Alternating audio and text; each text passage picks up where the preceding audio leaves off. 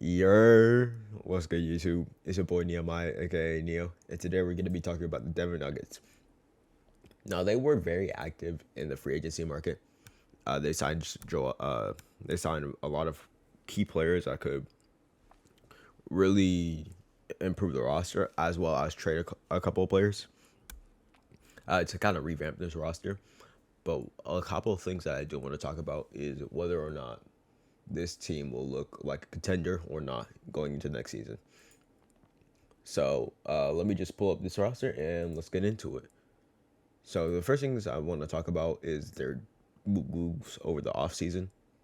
They traded away I they traded away two players away to get Contavious Caldwell Pope and Ish Smith.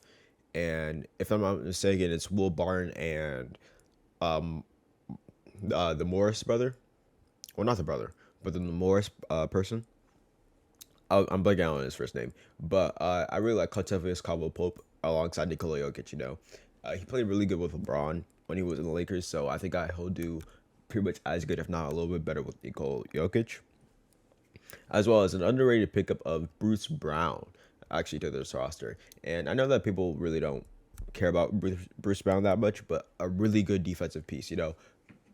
KCP and Bruce Brown are really good defenders, and for them to get them for essentially nothing is really good. The only thing about this is that losing out on Monte, that's his name, Monte Morris.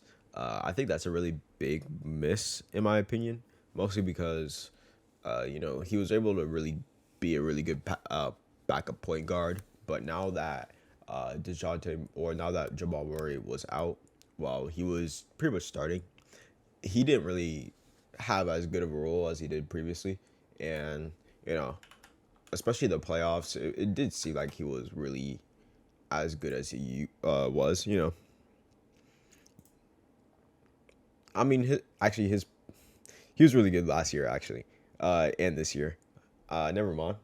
But I do think that I personally would like him on my team, and I think that a lot of other really good teams would like him on this team. And I think that is really a big miss on Denver for losing out on him.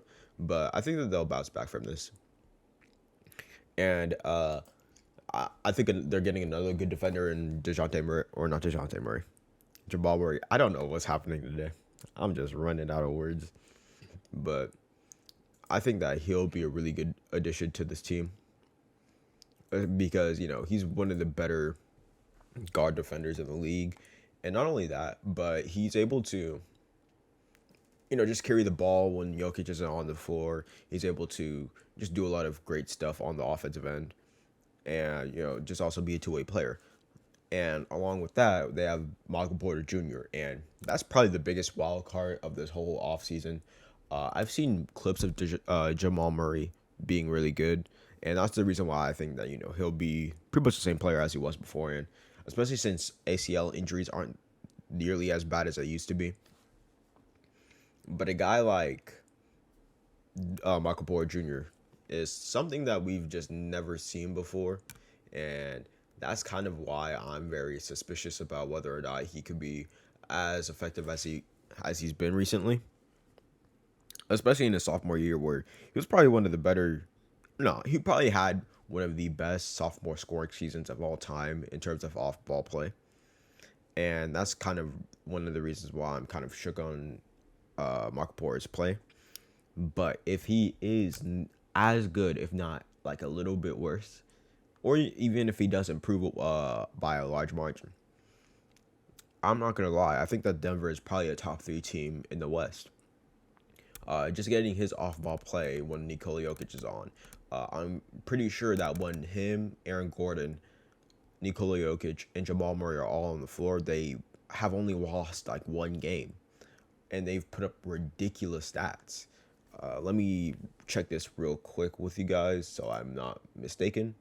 Yeah, so in the 5 games that they played, they're essentially undefeated, and the only game that they lost, it was a Golden State team where even though they weren't really as good as a whole as a roster, Stephen Curry dropped 53 on them. And even though the sample size is very small, They played teams like the Clippers with, let me check who was on the roster. But they also played the Philadelphia 76ers, who were the one seed at the time. And I'm pretty sure that they had pretty much their whole roster ready. Yeah. Ben Simmons, Tobias Harris. They didn't have Joel Embiid, though. So that sucks. But with the Clippers, they essentially had, yeah, they had everyone. They had everyone. So it really makes you think that this team can be something, especially when we go forward. And if, oh, wait, they actually played 4 more games. But they were missing DeJounte or Jamal Murray. All right, let me check some of these games.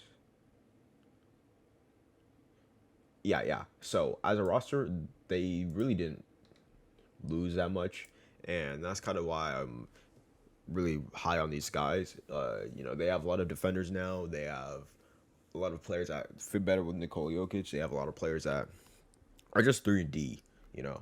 And I think that's probably the best with Nikola Jokic going forward. And not only that, but when we have a guy who could be an all-star like Jamal Murray, and honestly, the potential is through the roof with Michael Porter Jr., especially if he develops as an on-ball scorer, which he does struggle, especially during the series with, I think it was the Phoenix Suns. Yeah, he really struggled as an on-ball scorer, especially when Nikola Jokic was off the floor. But when he is in his role, he's one of the best, if not the best player playing that role. And he has so much room to grow that it makes you think that he could be one of the best players on the planet. So, when you think about it, I think that this team is just starting. And once they get going, they're going to fly. So, yeah, that's it for me, though. It's Nehemiah, aka Neo, and I hope you guys are having a great one.